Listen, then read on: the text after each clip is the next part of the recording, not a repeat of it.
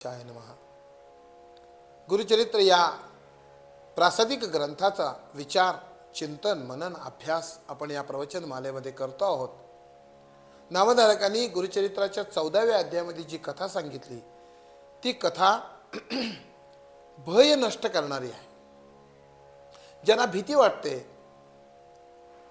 त्यांची भीती नष्ट करण्याकरता सर्वांनी हा 14वा अध्याय वाचावा, म्हणजे ही भीती तुमची नष्ट होईल.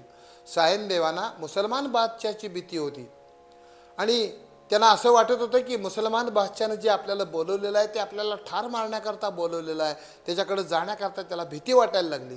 परंतु नृसिंह सरस्वती स्वामी महाराजांना शरण गेल्यानंतर ही जी भीती आहे ही भीती त्याची नष्ट केली, म्हणजे मृत्यूची भीतीसुद्धा नष्ट करणारे स्वामी महाराज आहेत. तर क्रूर यवनाचे करुणी शासन, सायन देवाचं वरदान, देती श्री गुरु कृपा करून 14व्या अध्यायी.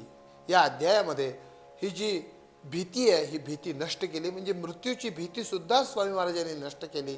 हा जो सगळा कथाभाग आहे हा कथाभाग या श्री दत्त भक्ती या यूट्यूब चॅनलवर उपलब्ध आहे. आपण त्या ठिकाणी जाऊन त्याचा विचार करा, ऐका, त्याचं चिंतन करा, मनन करा, गुरुकृपा प्राप्त करून घेण्याचा प्रयत्न करा.